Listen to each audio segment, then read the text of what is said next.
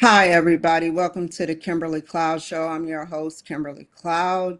So today I have a very, very special guest for round two, part two series, and I wanted to talk about AI, and I wanted to ask Dave more in depth about AI and .com and different, you know, software, hardware, whatever, malware.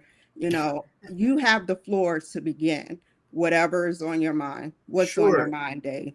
It's interesting because the whole computer industry has really come a long way. Just in my short years on Earth, and you know, uh, AI. Obviously, it's not really AI; it's machine learning. But nobody wants to call it machine learning anymore, so we call it AI. Fine. But what's interesting, I think, about the current state of AI is there have been certainly some updates in how we train it, and the LLMs are new, but the fundamental concepts of machine learning have been around since, well, they were first described in a paper in the 1950s. And I actually wrote a little tiny machine learning algorithm in 1986. Didn't run very fast, couldn't do very much, but all of that continues to progress. And where we are today is a really amazing opportunity because we have really compared to, if you think about computing resources, like 30, 40 years ago, computing resources, AWS or, Azure cloud, you can get cloud-based computing for cheap. Storage is cheap, CPU is cheap, GPU is cheap. And your bandwidth is cheap. I mean, I've got 2.5 gigabit internet to my house for $100 a month. How much did it used to be? Well, until recently, those kind of speeds didn't even exist, right? Understood. So I think I was saying on an earlier call, in the 90s, I actually had my own Class C network that went to my condo. And that was a pretty crazy thing to obtain back then. It involved, I knew people, so that's how I got that. And then I had a T1 to my condo as well. And at the time, a T1 was probably the fastest internet connection that you could get. And it was $2,500 a month. And a T1 is 1.54 megabits per second. Okay. 1.54 megabits per second will not play your average YouTube video today. How many megabits per second do it need? And how many megabits per second do we speak? So if you're on like Zoom or something like that, you're probably going as high as like maybe 10 megabits per second, maybe a little bit faster. Depends on what the resolution of your cam is and things like that. But definitely, if a T1 would not be fast enough to have the quality of video that we're doing right now for this chat. And so that used to be the top of the line internet connection. And Xfinity or Starlink or whatever you're getting for broadband connection, I would say between 50 and 100 megabits per second is pretty affordable. $70, $80, might be a little bit for some people, and I understand that. But if you compare what a tenth of that cost in the 90s, $2,500 a month I was paying for a T1 line to my house. And now for 2,500 megabits per second, I'm paying $100 a month. And what is happening to the internet or the Wi-Fi system that creates more of a fast internet? It's really the pipes. So it's over time, how much data you're able to compress. onto the line. There's a bunch of different factors involved. So the routers are faster. Basically, just think of it as water pipes, right? The bigger the water pipe is, the more water can go through it, right? That's just what it comes down to. And what's, typically, if you think about it, like under your street, you've got a really big water pipe that's delivering water to all of the houses on your block. But each of those pipes that comes off the main is a little bit smaller, right? The internet is largely the same way, right? There are some really big pipes moving data around, the internet in bulk, but to our own individual homes, we still have some really high access available to us. And that's that's amazing. And then even think about your phone. If you've got like an iPhone or an Android with 5G service, you're probably 100 megabits per second there, which is why you're able to watch like 4K video, with Netflix or whatever your favorite app is on your phone. I mean, that's just amazing. But the bigger picture to me is all of those computing resources means that everybody has the ability to develop solutions, right? I can build web-based solutions. I can get a relatively inexpensive server. I don't have to run my own servers at my office space, right? So in the 90s, there was talk about, we didn't call it the cloud, but there was talk about like having like these data centers, and a lot of them. In fact, there's a data center in Leesburg, Virginia, that they spent millions and millions and millions of dollars to build this data center.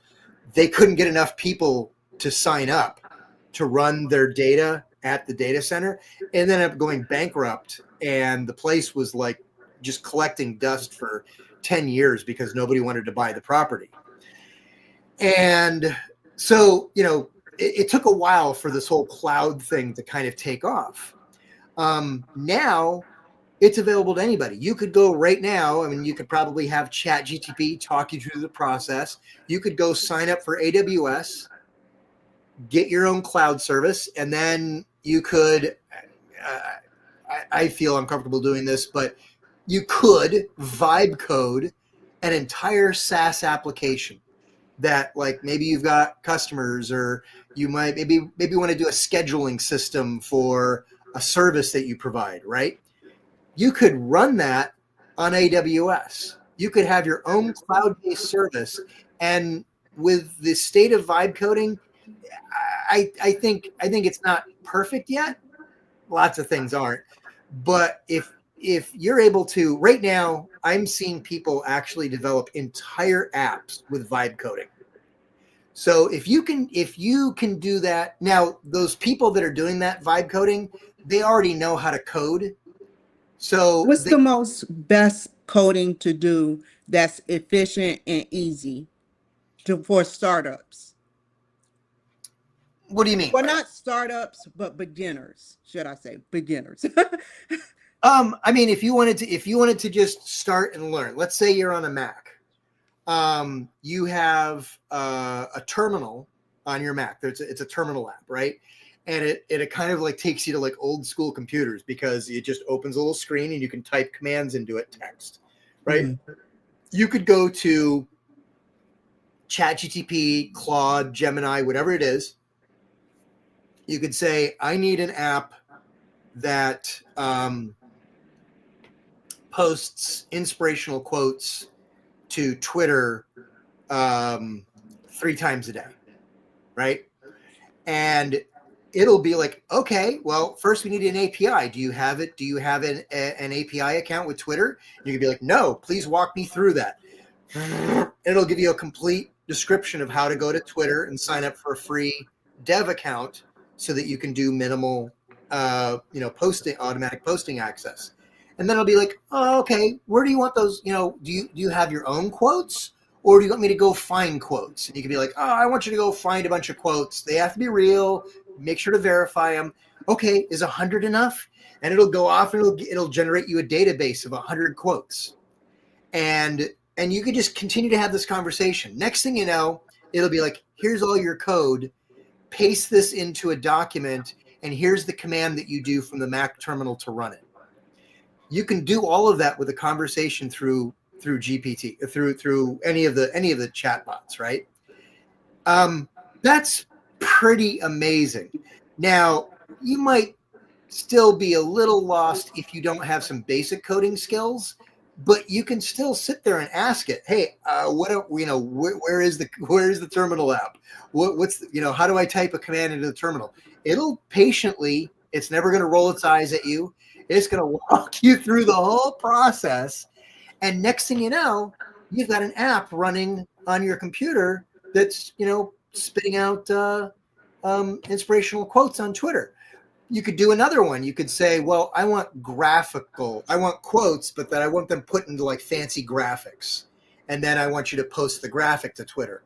Fine. It'll write the code to generate a graphic.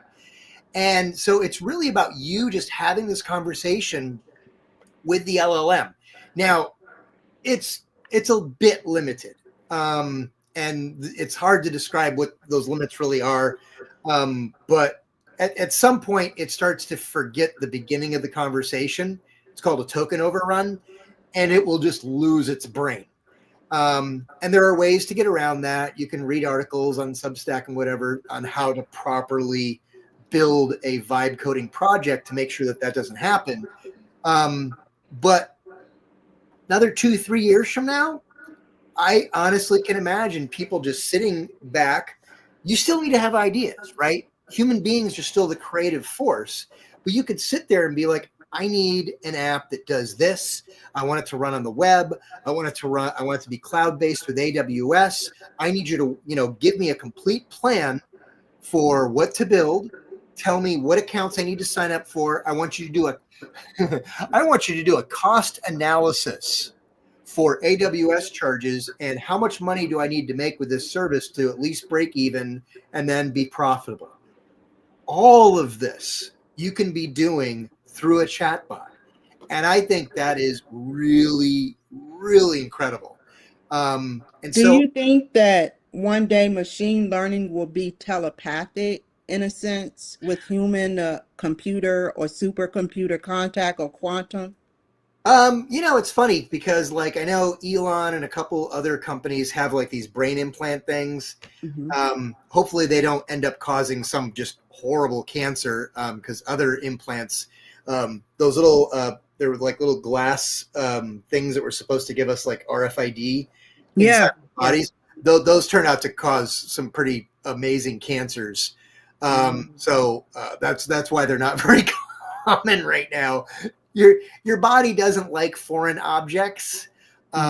So we'll have to see what the long-term effects are of having a brain implant. But let's say that works. Or let's say that we get battery life to the point, battery technology hasn't changed significantly in 50 years. And that's a big problem because computers need power and they generate heat.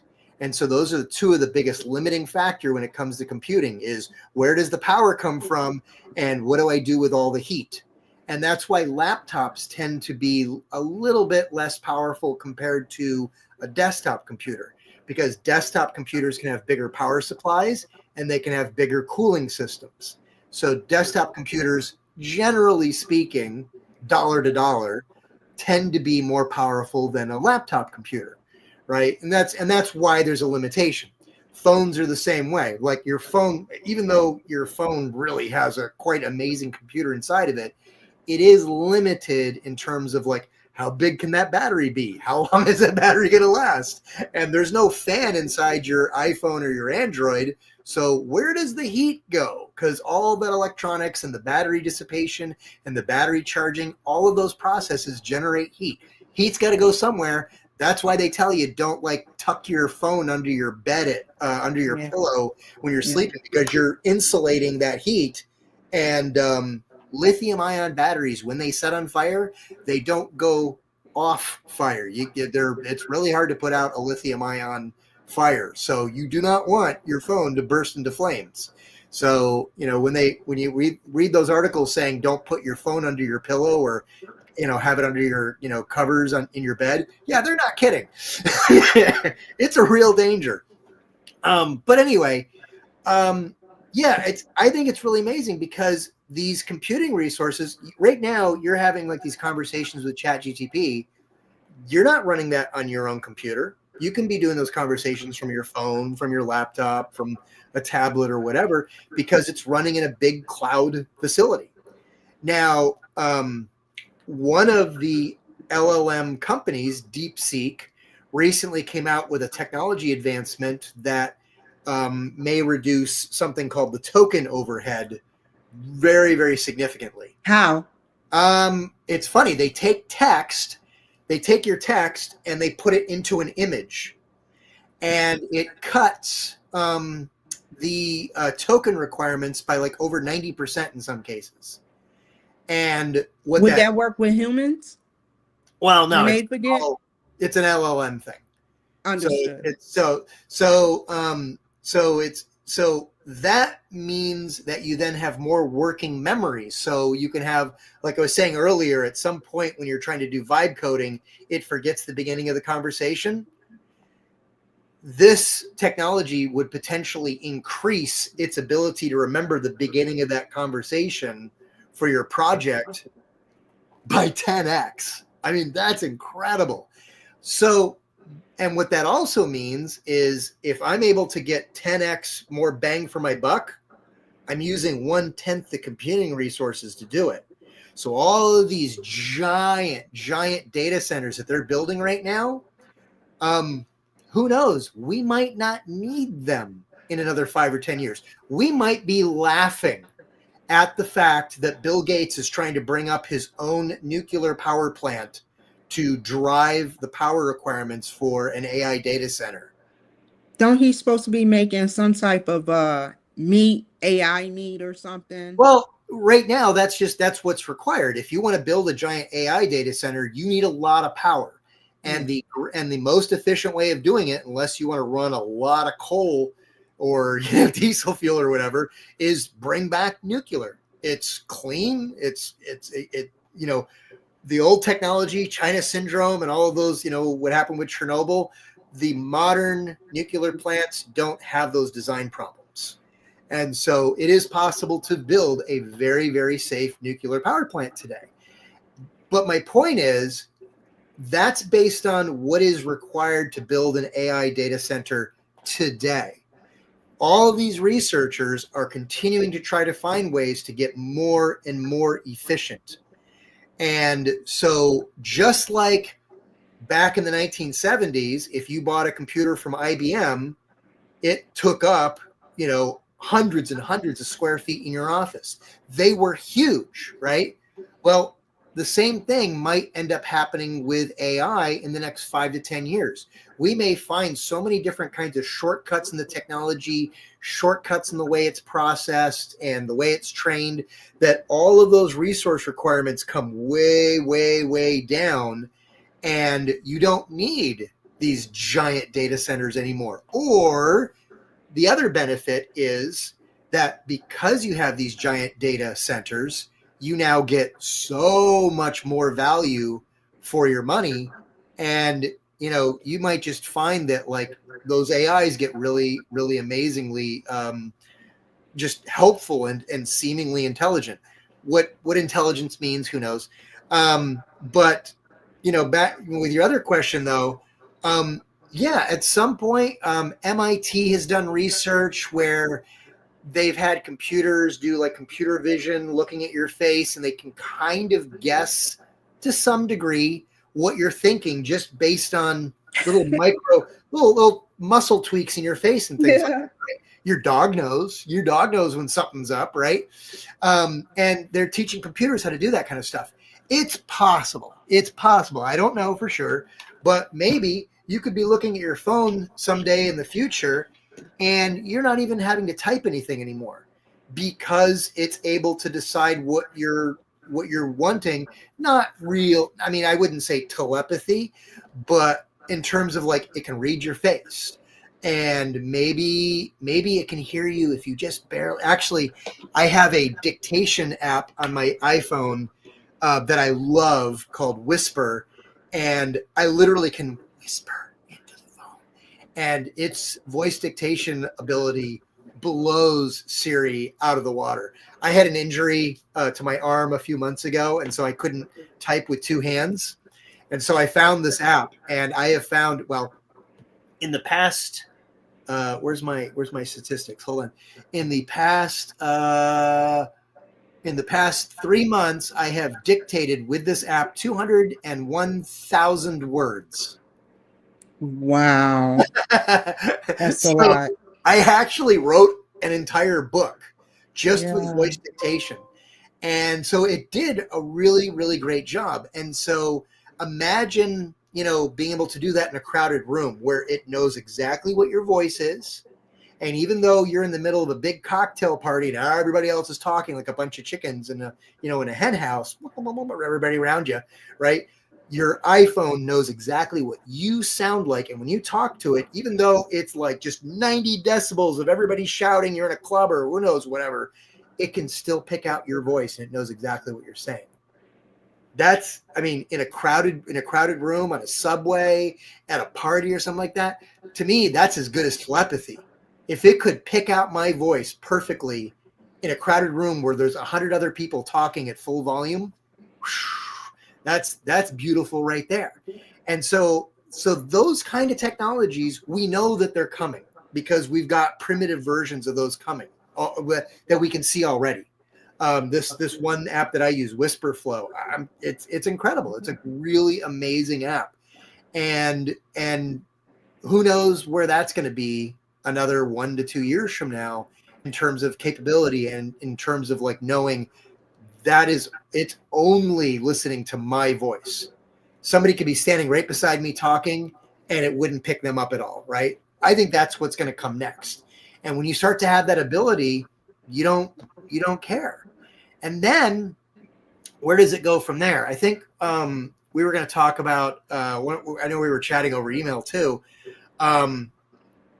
There was a visionary. So a lot of people like to talk about Steve Jobs like he's a big visionary, and he was, no doubt about that. But there was another guy that was kind of Steve Jobs' inspiration for a lot of his vision. And his name was Don Norman, and he was at Hewlett Packard. And in the 90s, he had an emeritus position at Apple. And so like all the WWDC, the Worldwide Developer Conference events for Apple, they always had Don Norman do a keynote speech. And he would talk about something called ubiquitous computing. And what that is it's a vision of the world where you stop even caring what a computer looks like or what it is, right? Right now, like I've got a tablet and I have a Mac, and they don't act exactly the same way, right? No. So there are some things that I will do on my tablet, and then there's some things where I'm like, no, I have to sit down at a real computer to do this, right? At some point, that starts to go away, and you just do, and it's getting there. Like I think I told you during our last conversation, there have been times when I've gone on business trips with my iPhone and a Bluetooth keyboard. And that's all I need because I just use Google Docs in the cloud. And I just type all my emails right there on my phone. That's incredible. And at some point, if you had a strong enough voice interface and it's robust enough and all of your services are in the cloud, yeah, you could just go around with your, it doesn't even have to be a phone. It could just be as simple as, make your watch 100 times more powerful. No reason you can't necessarily. And so maybe instead of carrying around your phone, everything can be done for your watch. And it's like, well, yeah, but what if I need more screen space? Okay, well, that's what those smart glasses are for. Smart glasses, where do those go? How about smart contacts? Yeah. There's work on those. There are people that are working on research for augmented reality in a contact lens. And so everything that you would need to see would just be right there in your contact. And so here's where your computing power or your ability to connect, maybe your contact connects to your watch, which then connects to the cloud. Maybe that's how it works initially. And then eventually, who knows, maybe those brain implants work so well that kind of weird to think, but like, you get your brain implant and that's your new phone interface. Incidentally, there's an episode of Stargate SG-1 that's exactly what happens on a planet that they find. They It's actually, all that space that you have, like big tech have a lot of space and been growing a lot. But the problem is that all that supercomputer power, computers aren't stupid. They're sitting all the time. yeah. And so what is going to happen? How does a computer think? And what if a computer turn on us based on all that power and just Well, sitting? Because I think we're, I think they we're a make little, we're a little ways from that happening, because one of the issues is the computer, it'll do what you ask it to do, but it has no motivation. really. Um, it doesn't decide to do anything on its own, That's true. right? True. It's not motivated to get up in the morning and say, oh, today I need an extra 5 volts. I had a really rough I had such a rough night. I need an extra 5 volts this morning, right? And so the computers don't have that. Now, incidentally, I was actually watching an interview with one of the engineers from OpenAI recently, and he was talking about, he said that that's actually one of the things that they watch for with their experiments with AGI, is that if they see there's 4 criteria, and I can't remember what they all were, but they're like, if we see a version of these AIs that we're experimenting with, if we see it have the ability to modify its own code, to have its own decision and motivation capability, and then there were 2 other things, they're like, we will shut it down. We will just completely shut it down. We will not allow it to have those 4, whatever the 4 factors were. We will not allow it to have all 4 of those things. And self motivation is a big deal. I mean, that would be your problem if you had an AI sitting there that could just like wake up one morning and go, well, I mean, that's the whole plot of Terminator, right? Is Yeah. that National security threat. Yeah. that said, the best way to protect humanity is just to get rid of it. Yeah. And the Matrix is I don't know if you ever watched the animated versions of the Matrix, but that's what happened with the computers in the Matrix movies. Is we invented AGI and we were mean to it, and so eventually it said, "Screw you all, we're taking over."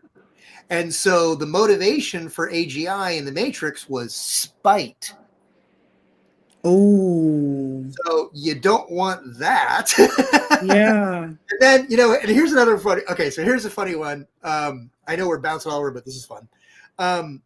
Isaac Asimov, amazing science fiction writer. Folks out there, I don't get paid for this, but if you haven't watched Foundation on Apple TV, watch it. Holy cow, such a well done show based on his book series Foundation, right? And that was one of his really big works. There was multiple books about it, and then even after he passed away, his estate authorized 3 authors to write 3 additional books as part of the Foundation story. It's a fantastic story. It spans tens of thousands of years. It also involves independently thinking android robots, so true AIs, right? Like Data from Star Trek, right? So these are robots that have their own independent ability to think. And so Isaac Asimov created 3 laws of robotics as part of his storytelling, right? And the 3 laws were that you have to do, hold on, let me look them up. 3 laws of robotics. I sometimes forget these. Okay, 3 laws of robotics. 1, a robot cannot harm a human or let one come to harm. 2, it must obey human orders unless they conflict with the first law. So you can't order a robot to harm a human. Okay, that seems pretty good so far. 3, it must protect itself unless that conflicts with one of the first two laws. 3 simple laws that seems like those seem like a pretty good idea to control artificial intelligence, right? Something Well, so smart. so Isaac Asimov wrote an entire series of short stories that went into a book called I, Robot. He used to write for magazines, so there was a time long ago when you literally got paid by the word. So if you ever wonder why old science fiction is so wordy, it's because that's how you paid your mortgage. You were literally paid by the word. So Isaac Asimov, a lot of his books, including Foundation, the Foundation series was a chapter at a time in a monthly magazine. And then eventually it got all put together into a single book. But anyway, he wrote a whole bunch of books about robots to show why these 3 laws of robotics, they seem like they're smart, but there's all kinds of things that can happen where they're just, they don't really work. And they're like, there's stories where like they're on another planet and the robots are like doing mining and they need the robot to help them, but the robot can't come and help them because it can't come far enough from where it is without going through like some radiation zone and completely killing itself. So it can't help them because it can't actually come close enough to them to survive doing it. And so it just ends up stuck in a loop. And so he writes all these little short stories showing that even though these 3 laws of robotics seem really, really smart, there's too many little gotchas. There's too many little loopholes where they don't really work. We're not as smart as we sometimes think we are. And that's kind of his cautionary tale. They're really great books, by the way. Asimov he's a wordy writer. You can definitely tell, you read the books and you're like, wow, somebody wrote this a long time ago. But the ideas are amazing. Now, what's funny that happens here is at some point there's one of these robots. His name is Gizgard, and Gizgard is like contemplating these 3 laws, and he goes, this just doesn't work because humans are overpopulating the earth. There's war. You know what human beings really need to do is they need to get off their butts and get off the planet Earth. They need to take over the entire galaxy, colonize planets. What's it say in the Bible? Be fruitful. Be fruitful and multiply. There we go. Thank you. So they need to leave Earth and be fruitful and multiply, right? So Gizgard is like, how do we get human beings to motivate themselves? Because they're too comfortable, right? Why don't we have a Mars base? Why didn't we keep going to the moon in the 1970s? Because we're too comfortable, right? So Gizgard is like, how do I make human beings not comfortable enough that I don't want to put them like gunpoint, right? I can't be super abrupt, but I need to put some pressure on them so that they leave the planet. And so Gizgard writes on his own a new law of robotics called the 0th law. And the 0th law is, let me see how to word it. 0th law of robotics is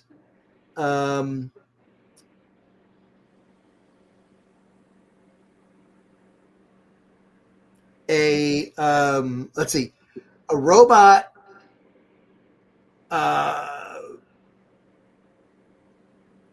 basically a robot can't allow all of humanity to come to harm just to protect one individual, right? So like the greater good kind of thing.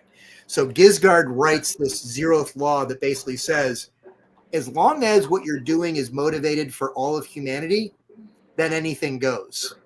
And so Gizgard allows I can't remember exactly what the details were, but basically he allows the entire Earth to become radioactive over time and completely uninhabitable. So by the time the Foundation series takes place in the books, Earth is now a myth. It's been so many thousands of years that nobody's actually even sure if Earth actually exists. because we've all gone out into the stars. Nobody's on Earth anymore.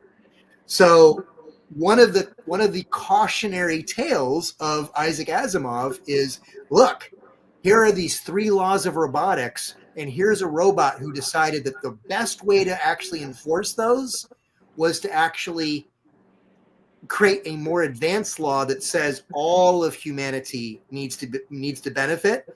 And that resulted in him making a decision to basically nuke the Earth. So that kind of goes back to what you're saying, right? What happens if AI is allowed to have its own motivation?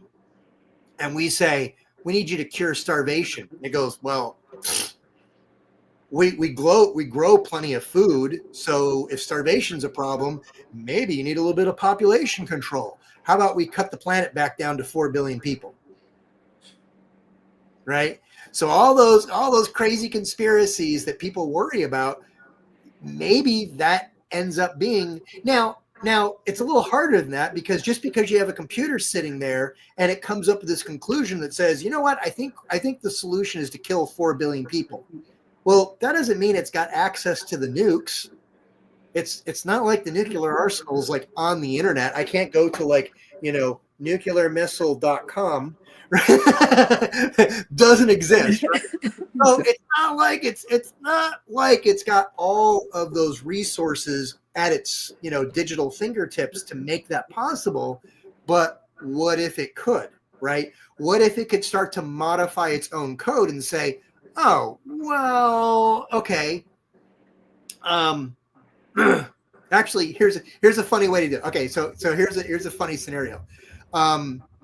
Years ago, the NSA wrote a computer virus that only would affect the computers that were doing uranium enrichment in Iran. They knew that there were computers that were so particularly configured, and so they put a virus that just basically went out. And so lots of computers had this virus, but the virus wouldn't do anything on any computer that wasn't connected to these uranium enrichment devices.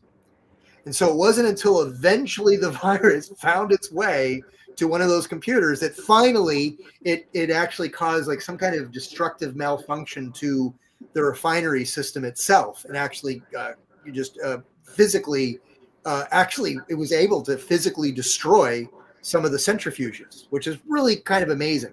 So an AI should be able to, a motivated AI that knows that it wants to like nuke the planet, it could do the same thing. It could start writing a virus. You have a conversation with ChatGPT. You say, I need you to write me an app. It says, okay, here's the app. Click on this to download. You download it because you're a vibe coder. You don't actually know how to write computer software. Why should you? You have a chat bot. And so you click on this link, you download this app thinking that it does only what you asked it to do, but the app that you just downloaded contains malicious code that eventually will find its way to the nuclear missile silos, which are running computers, and all of a sudden, a bunch of nukes get launched, right? Those are the kind of doomsday scenarios that are at least theoretically possible. I think they're a bit of a long shot, but we do know that those kinds of things have been done before. Human beings have done them. Yeah. The NSA did that stuff. That was one of the big controversies about WikiLeaks, is some of that source code actually got dropped onto WikiLeaks. So people were able to look at the code and actually verify that, yeah, this is real. They wrote a computer virus that was so crazy specific that it spread around half of the world. Nobody knew that they had this virus because it didn't do anything malicious unless it was connected to one of these enrichment centrifuges that was on its, whatever, RS-232 port, and it knew the signal and so blah, blah, blah. So all those details had to be there, and then suddenly it would do its malicious code. So this is where things could potentially go. And this is why there is some paranoia about AGI, because if AGI had all of those resources available to it, it could find a way. And if human beings have already thought of some of these possible scenarios, then what can a motivated super PhD in anything be able to do? I mean, Well that's said. pretty crazy, you know. And another great show on Apple TV. Again, Apple, you should be sponsoring me. Is this new show called Pluribus, and another great show. I wish I was in the pitch meeting for that show because it's basically like it's like a zombie apocalypse movie, except all the zombies are alive and well, Mm-hmm. and the people who didn't become zombies, all of the zombies take care of them, treat them like royalty. And so there's a bit more to it than that. But basically, the way the zombies occur is the SETI guys are listening out in the universe. They get this signal, and they're trying to figure out what the signal is, and they realize that it's describing like an RNA code or a protein or something. And so they go into their labs and they actually make the protein. And it turns out to be a virus that spreads in like less than a day and makes all of humanity one collective hive mind. Takes over all of humans in a day. Only 13 people on the planet are not affected by the virus. And, you know, now that seems a little crazy, but what if, you know, you've got an AI, and you know there are these little amino acid printers that can actually create like different kinds of molecules on demand, and obviously they're connected to computers because that's how you use them, right? And so, you know, what if what if at some point, you know, you've got you know, an AGI and it says, hey, by the way, I know how to computer print insulin. So if you want insulin to be practically free, here, build this, you know, here, go build this thing, right? And it'll give you all these instructions, and all these super smart humans look at what it's doing and they're like, no, that's insulin. That's perfect. And then it makes you build the whole thing. And then somewhere down the line, it pushes an update. And that update changes the insulin to become this virus that, who knows, wipes out humanity, changes us somehow, makes us all red hair, you know, whatever. Makes us all lactose tolerant. Wouldn't that be great? That we can all drink milk. But you know, those are the kind of weird things that it requires a whole bunch of steps, but what's time to a computer? Right? They can be super, super patient. They're not like little 5-year-olds, you know, with the marshmallow experiment, something like that. They can sit there. They can go, oh, okay, it's going to take me 150 individual steps of manipulation before I'm able to convince a human being to inject this molecule into the first person to do mind control or blah, blah, blah. Yeah, I'm probably going to like start making people think I'm like a 5G conspiracy person or something like that. I'm not. This is all. You have your facts. This is all just theoretical, right? But let's say that, you know, it does all those calculations and it goes, okay, I only have to manipulate 150 people in a chain to do. First, they have to do the. You ever hear like the red paper clip thing? This guy went on like Craigslist or whatever and said, I have a red paper clip. I want to trade somebody for it. And so somebody traded him a red paper clip for like a stack of like Post-it notes, which is worth more than the paper clip. And then he traded the stack of Post-it notes for something a little bit bigger. Eventually ended up with a house. He started with a red paper clip and eventually ended up with a house. And so it's just about the series of trades, a series of like handoffs. And if human beings can come up with these ideas and actually show that they can execute them, again, an AGI should be able to sit back and go, you know, humans are so gullible. If it asks me to do this and give it a downloadable executable, it's not going to look, it's not going to know. I'm going to do, and, and next thing you know, because that's that, and that I think that's a real concern, because we are dependent on computers. You've got a microwave behind you. There's a computer inside there. And at some point, what's stopping somebody from selling you a microwave that has Alexa built in? Wow. Right? Really? Well, Yeah. why would you care, right? Why Hmm. do I need a separate Alexa if I've already got something that's plugged in and it's already got somewhat of a computer? I'll just put a slightly bigger computer in that microwave, give it voice controls. Oh my gosh. I mean, actually it'd be kind of cool. And then instead of having the glass, door there, make that a little computer screen. I've got a microwave. It's also got a computer screen. That's where I cook. So now I get a subscription to New York Times Cooking, and I come home and I say, okay, I want to make homemade pizza tonight. Step me through the process. And so now you're talking to your microwave. It's got a screen where the glass door is. Sometimes you cook stuff in the microwave. Sometimes you cook it on the stove. My stove is connected to Wi-Fi downstairs. I mean, so, what's the difference between that and having a bigger computer for my stove? So eventually my microwave can control my stove, automatically turn it to 325 or however hot I want to cook a pizza.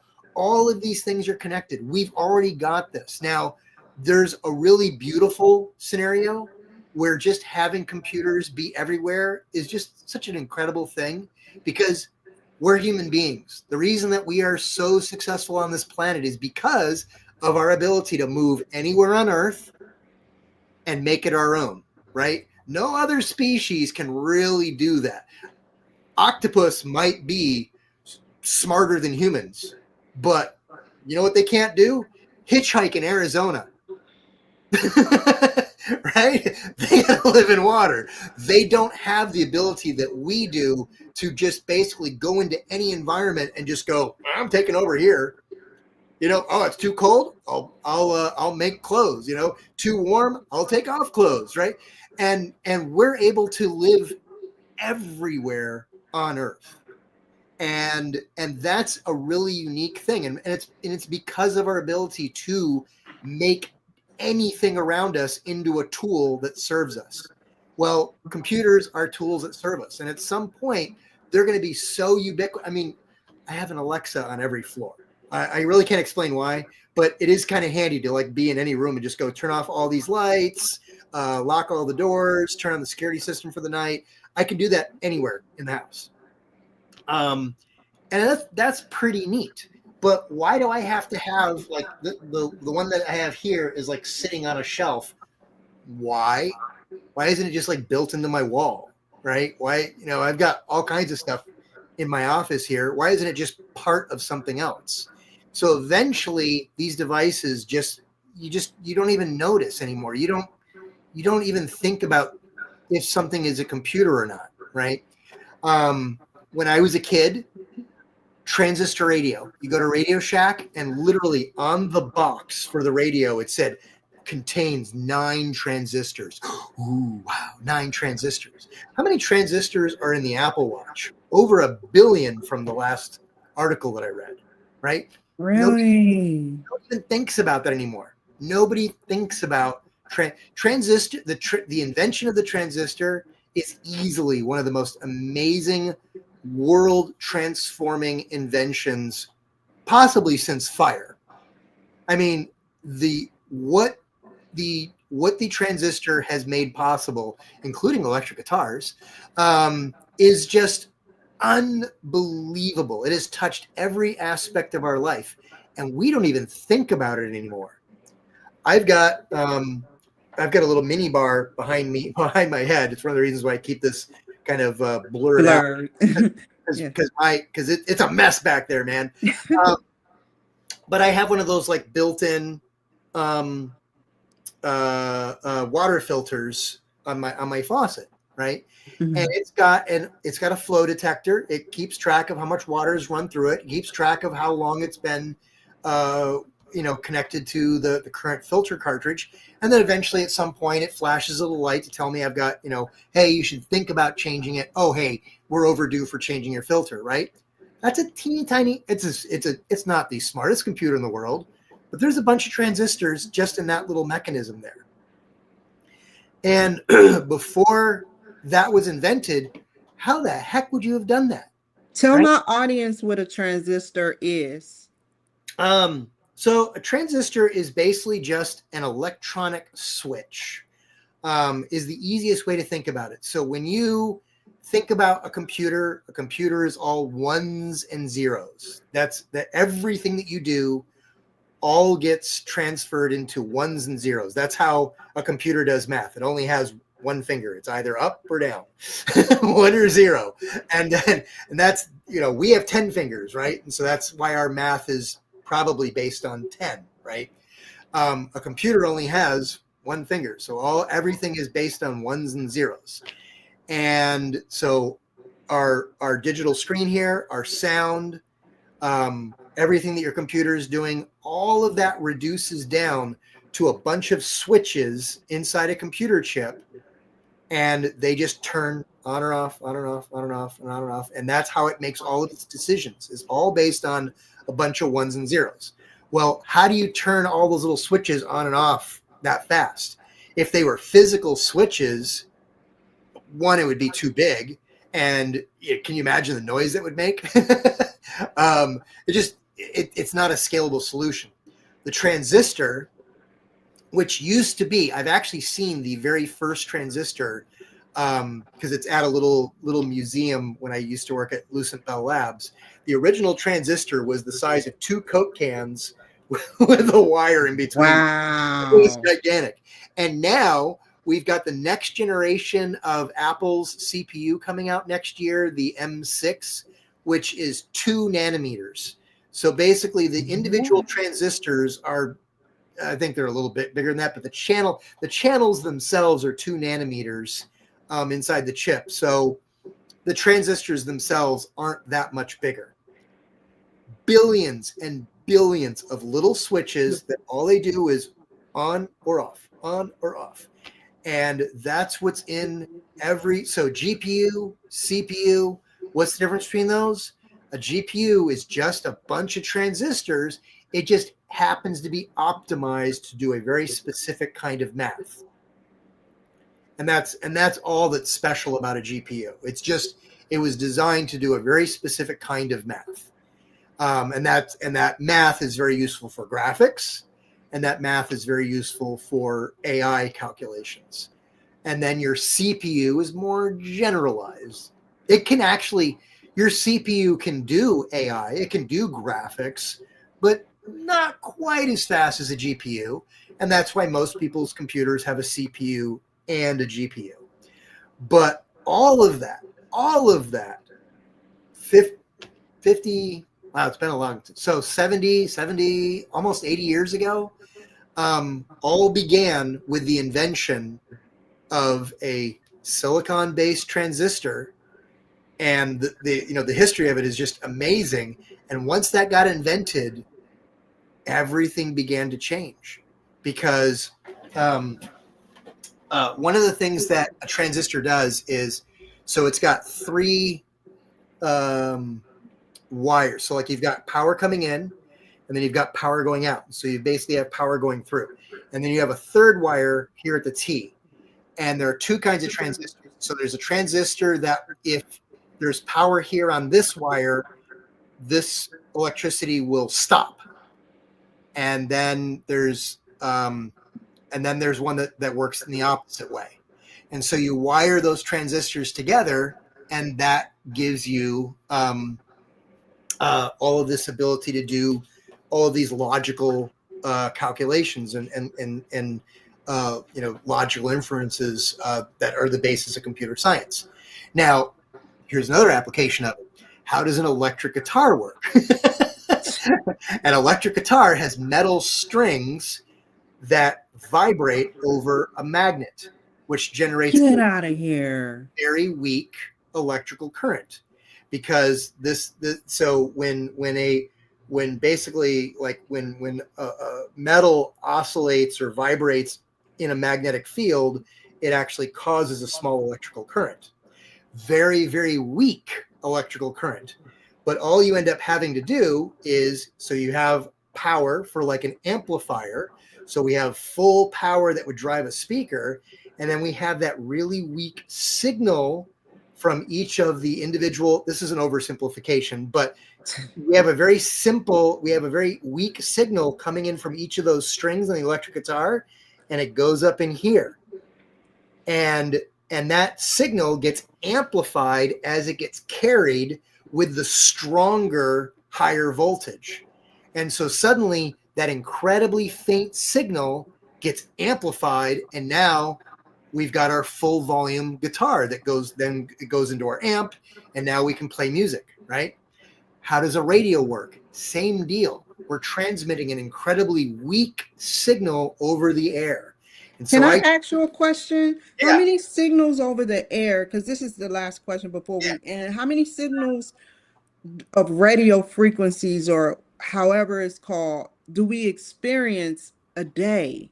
oh, it's effectively infinite. I mean, it's pretty much every frequency is probably passing through your body. I mean, the sun itself is generating all kinds of EMF, all of light. Not everything penetrates your body, though.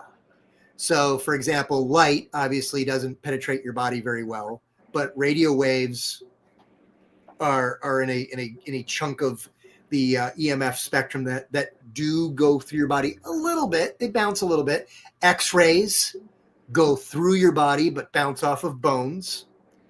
Gamma rays go straight on through and rip into anything that they find, which is why gamma rays are bad. But fortunately, we don't have gamma ray problems on Earth because we don't have any sources that are close. But you know, if a supernova ever blew up too close to us, it would be bad for us. So it depends on it depends on the frequency.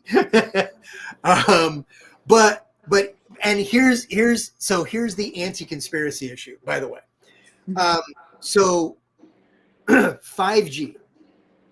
I know there are people out there that are concerned, like, oh, 5G. Blah, blah, blah. Okay, so 5G uses a very, very tiny frequency, way up there. And what's interesting about it is it bounces off of almost anything. It does not go through your skin. It barely goes through your house. It barely goes through your walls. It bounces. Fair enough. Yeah. But because it's got a nice, you know, the millimeter wave kind of thing, because because of the other characteristics of it as a wave, it is able to carry a lot of information. So here's where the trade-off is. Old school cell phones, those were like your cell towers were like 6 miles apart. And those were radio transmitters that had to be pretty strong because it had to get to your phone with a strong enough signal that your phone could then, you know, amplify it and, you know, make it into something you could hear, right? Well, as we've gone through these other generations of wireless technology, 3G, which was the first digital. So once we switched to digital from analog, that already made things better because it made our signals more reliable. 4G allowed us to drop the power levels much, much lower. And then 5G, even lower still. There are 5G transmitters that are about 60 watts. 60-watt light bulb. Are you afraid of a 60-watt light bulb that's in your ceiling? Yeah, that's about the strength of the radiation that's coming off of 5G. And because of the inverse square law, the further you are away from it, the more quickly that radiation drops off. It's not ionizing in the first place. It's such weak radiation that is nothing to worry about. But this is why there are 5G transmitters all over the place. You have to have more transmitters because they have to be closer together because the signal is weak. And the trade-off for the weak signal is that it can carry more data. But if you crank it up, I remember, knew there was a trade-off. I yeah, knew there was a trade-off. and 5G bounces off of stuff. So if you just turned up the if you turned up the signal, then what happens is you're driving down the road, you're on the phone, obviously not holding it to your phone, you're using your earbud, but you're holding you're holding the phone to your ear, right? And the 5G signal is bringing, you know, the data to your phone. Okay, if the transmitters were too powerful, then the signal that's going to you is going to some of it's going to come directly to your phone. Some of it's going to bounce off a billboard, and then a millisecond or 10 milliseconds later, it's going to come to your phone. A second copy of exactly the same signal. And you don't Wow. want that. You don't want that. You don't want bouncing signals. So the solution is to turn the signal strength way, way down. So 5G, the benefit of 5G is it carries a lot of data, but in order to make it work, the signal has to be incredibly weak. So when people get really worried, they're like, oh, 5G, it's, you know, mind control and it's more powerful. No. It's literally the opposite. In order to be able to carry the amount of data that it carries, the signal has to be incredibly weak because it's non-penetrative. It bounces off of all kinds of surfaces. And so you don't want multiple copies. The computer in your phone would go, oh, I've already got that copy of that signal. So it would like automatically, you know, cancel it out. But that's computing power that you don't need to use, right? That's a Correct. waste to Yeah. have your phone have to like sort out whether or not you've already received that packet. So the solution is just to turn it down so the signal isn't bouncing off of anything. And that's why you then need so many more 5G towers. 50 years ago, you couldn't build that. Each of those towers would have been $1 million. Now you can build them for much, much, much, much less. And part of the reason for that is because transistors are super tiny, super cheap. They're, you know, all of our signals are digital now. And so all of this that we're benefiting from, our ability to do this right now, is at the most fundamental level because of the fact that transistors are smaller, lower energy, and there's so many more of them in every device that we use.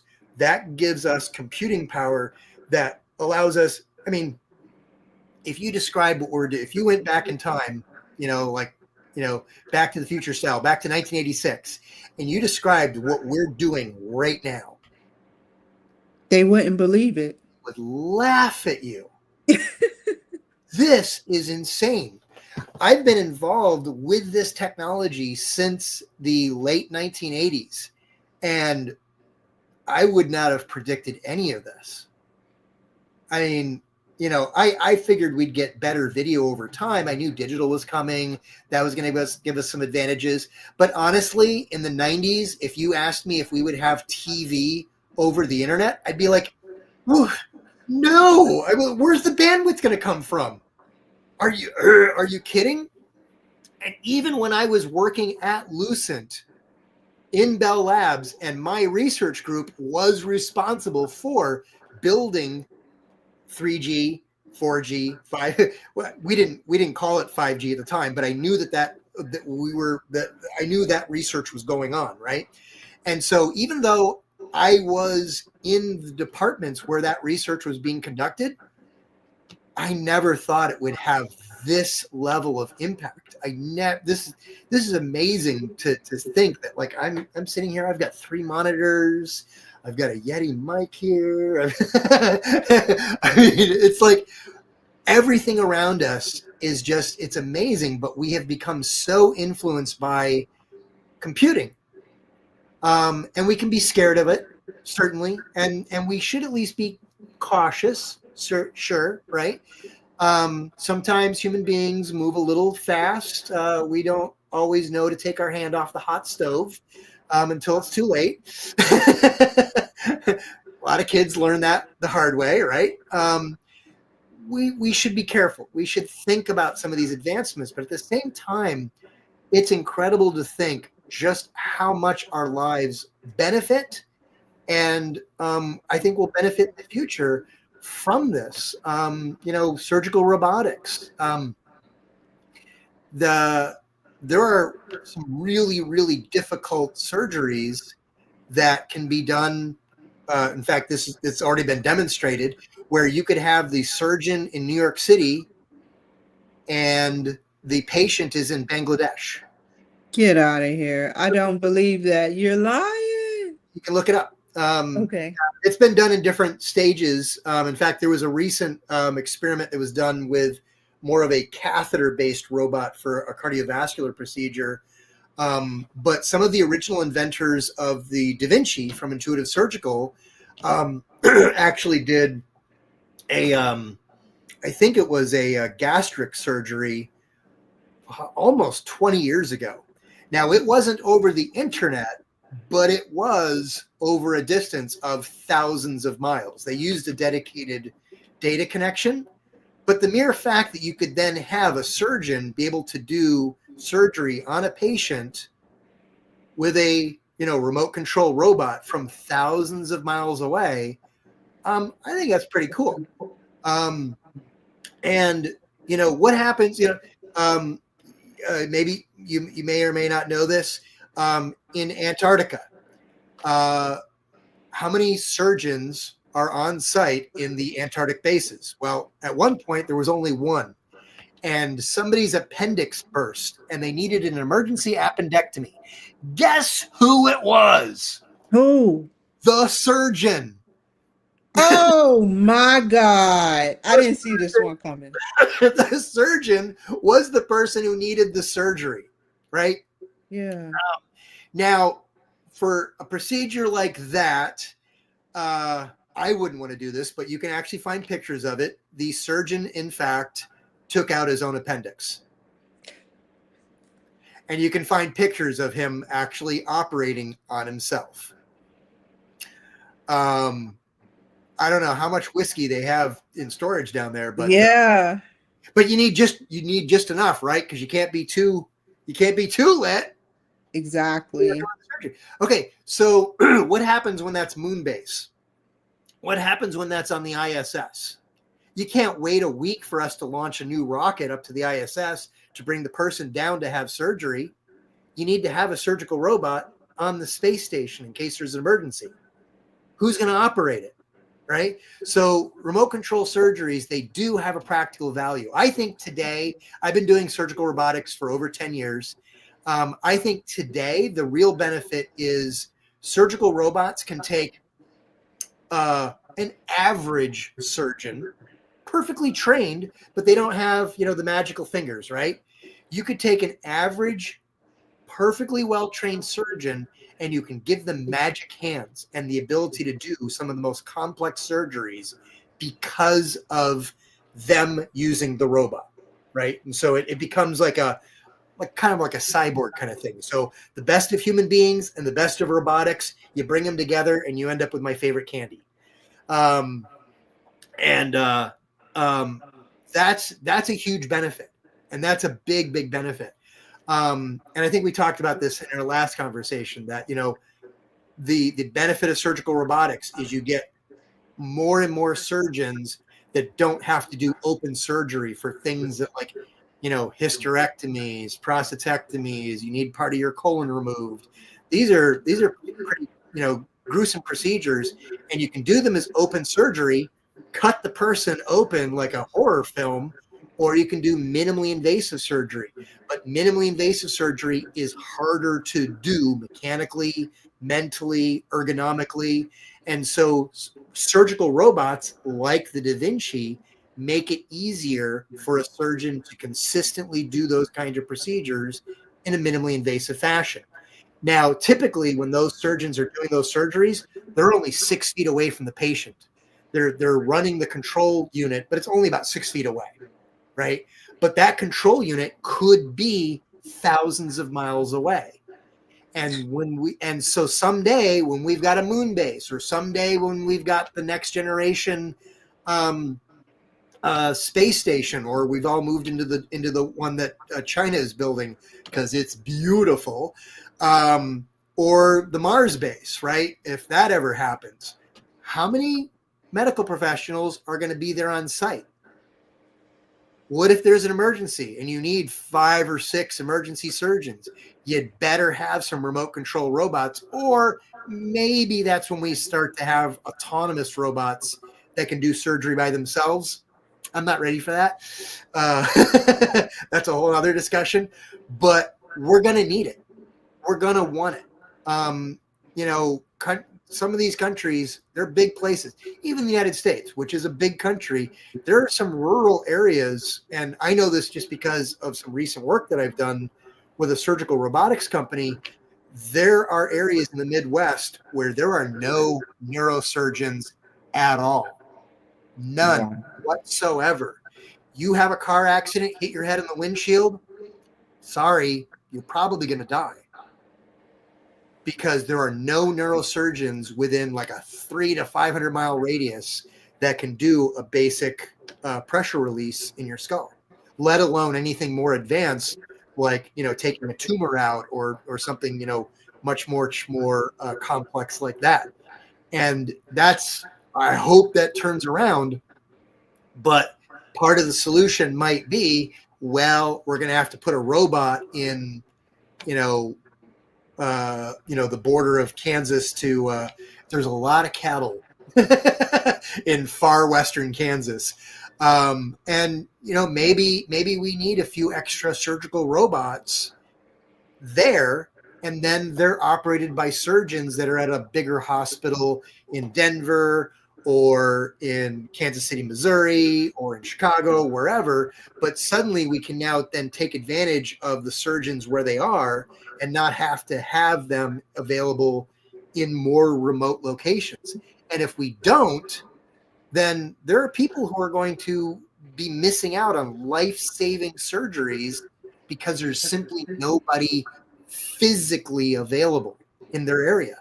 That's a really tragic thing. And so that's one of the benefits of surgical robotics, and something that I've been working with a lot over the past decade. And it's just another aspect of computers, because even though you've got the big robot part of the surgical robot, and people, that's what you see, right? Well, what's inside the robot? Big old computer, right? And the more advanced that computer can be, the more assistance it can provide to the surgeon. Augmented reality, virtual reality, machine learning to, like, you know, maybe help you. Oh, hey, don't move. You know, that's part of the nerves. Don't move your scalpel over there. You know, protecting you from going into, you know, keep out zones. All of those things can be done with surgical robots to help provide additional safety for the patient, and, you know, to just give more consistent outcomes to the surgeon. And everybody wins with those kind of solutions. Those kind of computing solutions are everywhere. And we are in an age where our access to that technology is more prevalent and cheaper than it has ever been. Even 10 years ago, if you described, you know, how much bandwidth you have on the internet for $100 a month, and how powerful your computer is, and the fact that you're walking around with 1 billion transistors on your wrist, all of those things 10 years ago were already, people were like, really? I'm not sure we're going to get there, right? We're advancing so much, and we can all take care of it, because you don't have to live in a big city. You can be anywhere. You don't have to necessarily have a big giant company with thousands of employees. Individual people, and I meet them all the time, can pull up their sleeves and build solutions, computer based, maybe do some hardware. There's still lots of physical stuff out there that can be invented. I've got a friend in DC here who is like manufacturing these kind of like closet solutions. And you'd think, like, oh, what's left to do for somebody's closet? And this guy, he's filing patents on Good. ideas that he's coming up with for improving closet storage. Like, this guy's awesome. I love him. So how can the people reach you? Thank you so much for your insight, Yeah, by the way. It was we, an honor We've had such a long. It's been a blast. Thank you for letting me kind of ramble on here, because it's just this is a fascinating world, and I really love it. I love working with business owners and companies and helping them grow and helping them solve problems. And certainly anybody who wants to go to davesaunders.net can find me there. Jump on my mailing list. There's some stuff that'll be coming out. My book will be released in the new year, and I've got 4 other books coming out in 2026. So there's a lot of content there and a lot of other stuff. But the name of the game is I'm here to help people, just like some amazing people helped me early in my career. And it's all about just sharing what we've learned from our mistakes as well as our successes. And if I can just positively touch other people's lives and just even a small way, that's a very meaningful thing for me to do. So thanks for the opportunity to have a conversation with you today. Thank you. Stay on the line. Thank you guys for joining my show today. Y'all take care, be safe, and I'll see you guys later. Bye.